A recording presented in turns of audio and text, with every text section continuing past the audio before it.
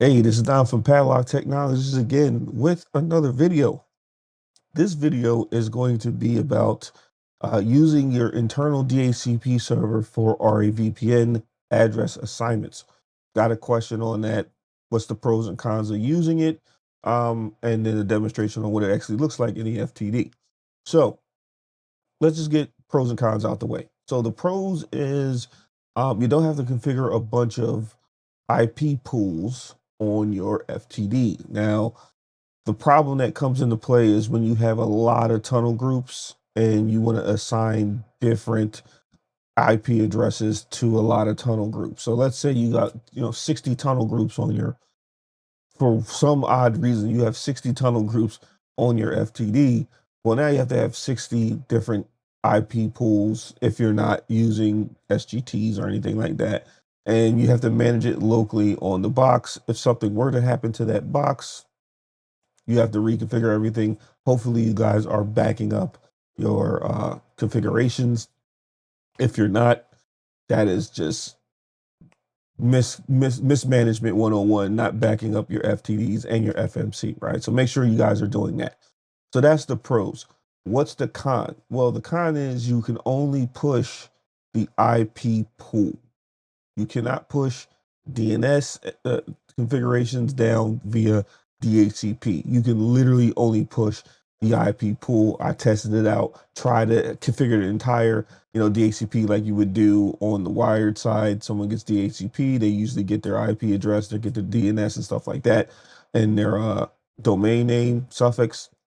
But that does not work on the FTD for RVPN. Now you can use ICE to actually push those values to a tunnel group policy within the group policy. If you want to dynamically change the group policy information, you can use ICE to actually push the new values. Like, case in point, if you had 60, for some reason you wanted to have 60 different vendors log in, but they only get to log into a single tunnel group, and then you have ICE actually manipulate on the back end.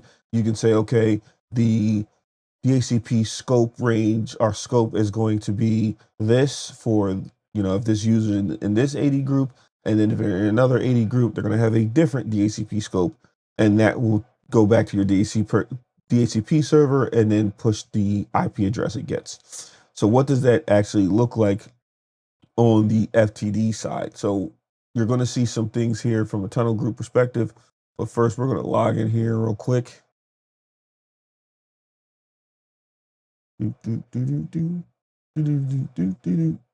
know why I went to that, but let's go to objects. We're going to object management. And what I mean by in normal, when you create your RAVPN, what you're going to do is you're going to go to, let's address pools, go to your address pools. And this is the address pool that I created, but it's no longer assigned to the RAVPN. So when we go down to our VPN and we look at our group policy configurations, we'll go up in here and we'll go to the address assignment. As you can see, there is nothing there, right? Nothing there whatsoever. So it's not going to assign anything from that address pool that you saw configured, but you see the DNS stuff you're going to need, right? If you're not pushing it via ICE, you're going to at least need to put this into the group policy because this cannot be pushed through DNS. It just will not work. So I have my two VAs.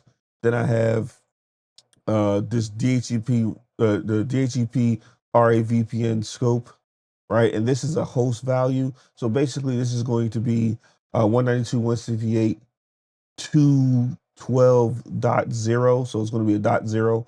And this tells, when I do DHCP or try to get my address from DHCP, it's going to tell it, hey, you are going to go to use this scope on your DHCP server, and then your default domain is here. And that's really all. The real important part is you just need to configure this DHCP network scope to tell the firewall to tell the DHCP server, here's the actual range or pool that I want you to pull for RAVPN users, right? And it has to be a host address. So we go to objects here, network, and see this DHCP range is a host object, and that's the DHCP scope, right? This just say dot zero. It's going to say, hey, sort of think of it like an IP helper. When you put IP helper under the SVI, well, the DHCP is going to say, okay, where did that request come from? And then it's going to pull the scope from there. So think of it like that. So now when we go back to remote access, we did a couple things here. The first things first, you need to, for your address assignment, I don't know why that came up, but for your address assignment, you got to tell it where the DHCP pool is. So you tell it or where the DHCP server is. So that's what I did. I told it where the DHCP server is. And then you have to actually go under advanced. And this is something I like to do. And where is this thing at? Client assignment. There we go. And all I did was said DHCP server because I don't want it to be assigned from an address pool or anything like that. So that's really how you're going to assign it from a DHCP pool. So now we're going to scroll over here to my DHCP server, which is also Active Directory. And let's open up AD. And this is the DHCP scope. Don't quote me on that. Yes. So let me refresh this. So yeah, that no one should be there now, but here's the address pool. Basically, if we look at the pool, I got it from 10 to 100 just for this example. And as you can see in the scope options, where you would normally configure DNS, your domain, your default gateway, none of that is configured here because just you can't push this through DHCP to the host. Now, here's the one thing I want to say about this is, yes, you can use DHCP, great. Now, there is going to be something that you have to be careful about, which is the routing.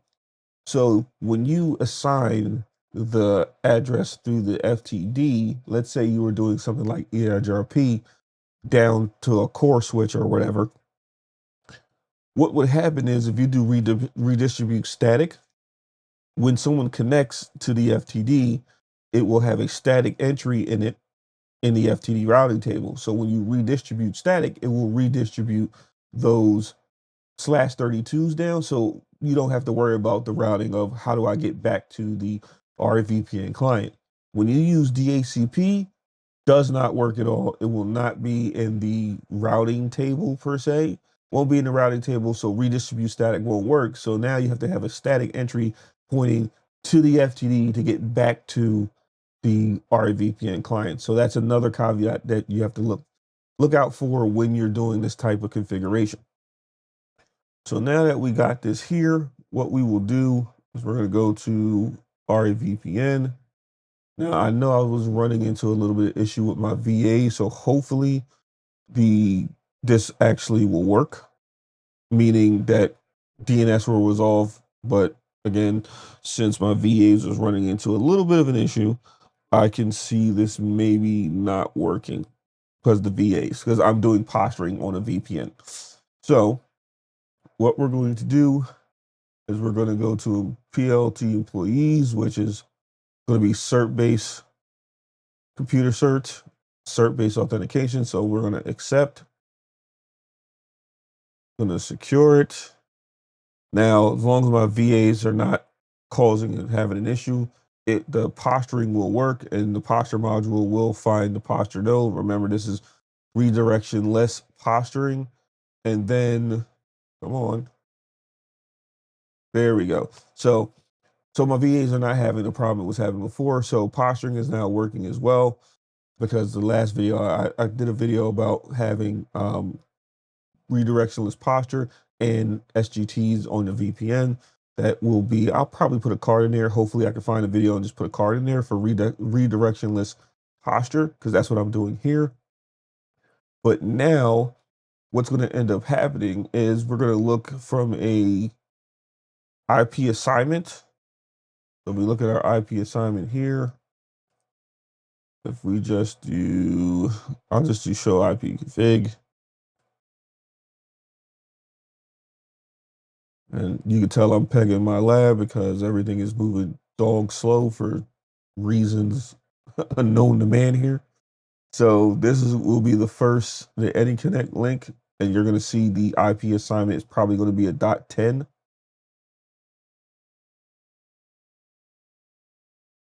There we go. So 192.168, what's that? 212.10.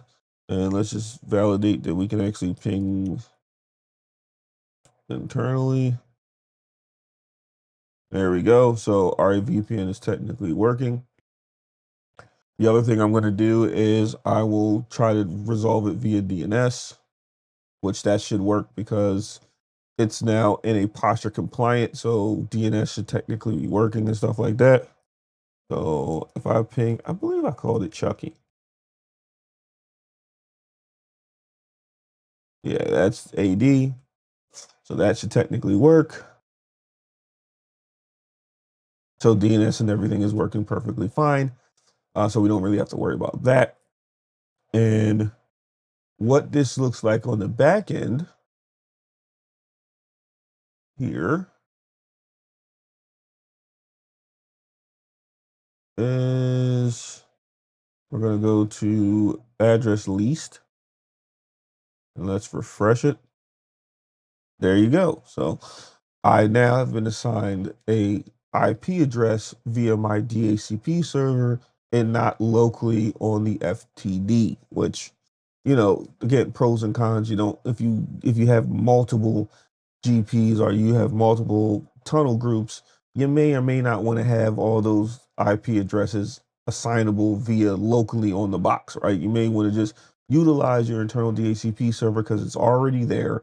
You might as well use that to assign the IP address. And you can also tell who's logged in by just looking at, okay, here's the client IP address, here's the client name. So I know that person's PC is technically connected to the network.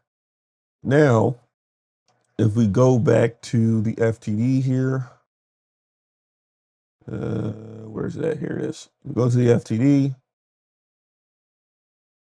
and we'll log in here. Now, you know what? I'm gonna try my account because I'm not sure if I set this up yet. But we'll test it out. I did set it up. See, I do so many labs, I forget that I set this stuff up.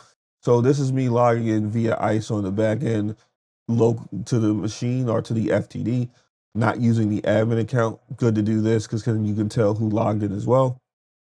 So if we go show VPN session database, we can do any connect detail.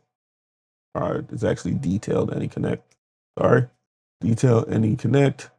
If I want to filter, I believe it's name. I won't do the filter because I don't have the name. So as you can see here, it got the client assignment, tells me who's logged in. Actually, it shows me that the posture went through, so they're using the posture compliant DACL because I am pushing the DACL to it.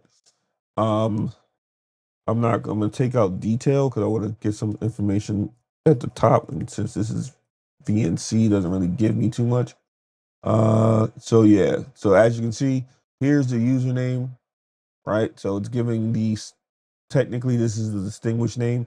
So it's just looking for the distinguished name here. Here's how they logged in. They got this group policy. They went to this tunnel group here, and you can tell group policy PLT employees. Tunnel group is PLT RAVPN. So that's mapping that there. Here goes the SGT that they got. So that's my, if you look at my policy here for the RAVPN, and I did a video on this as well. You look at the policy here, this is all SGT based. So because I got the campus employees, which is 2001, let me see where that is here. This was 2001. It correlates with 2001, and that's why all that other stuff is working. Technically, I have it as an allow, but all that stuff is working. Now, if we just do show route, let me see if I can do show route static here. And here is the VPN route, right? So it's not going to redistribute this in because technically, if it was assigned via the FTD and I do redistribute static, it would redistribute this VPN route down to EIGRP. But because it's not there, so we open up core here. Remind me later. Let's see, show IP routes. Now this is going to be statically assigned because I put it there. I don't really got to do this, but whatever. Yeah, this is statically assigned because I put that there. Without that, it wouldn't have showed up in EIGRP. And I tested it out, definitely didn't show up. So I had to actually put that static route in there when you use DHCP.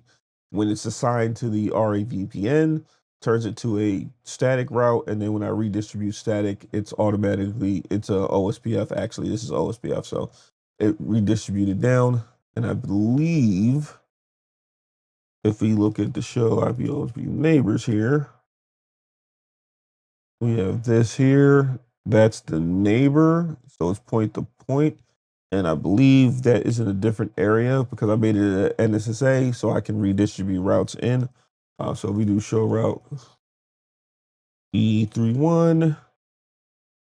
All right, so let's look at our OSPF here. And let's see what we got. It's area 2. And area 2 is NSSA. And that's how we're able to, redistribute routes in if we wanted to do some redistribution. But I'm not doing that no more anymore. So I'm just using a static route to get there. But that is RAVPN DHCP assignments in a nutshell. Pros, you can utilize your internal DHCP server that you have right now to do client assignments for DHCP, right? So for RAVPN, technically. You don't have to worry about, oh, did I forget to add the right list or add the right address pool to my GP? You don't have to worry about that anymore. The cons are, I mean, it's not really that many cons. I mean, the only real con I see is if you're doing redistribution, you can run into a problem with it not redistributing the routes and the fact that you can't push all the values down to the client because you can't push DNS and default. You can't push any of that. It just will not work if you do it via a Windows DHCP server. But to get around that, you can use ICE if you do have ICE to actually push those values to the client, right? You can actually manipulate the GP via ICE. So this is Don from Padlock Technologies. Hopefully that answers your question about DHCP for RAVPN, pros and cons, why you would use it. Keep sending me those questions. The video bumper is going to be at the end where you can send your questions. This is Don from Padlock Technology again. Thank you. Have a nice day.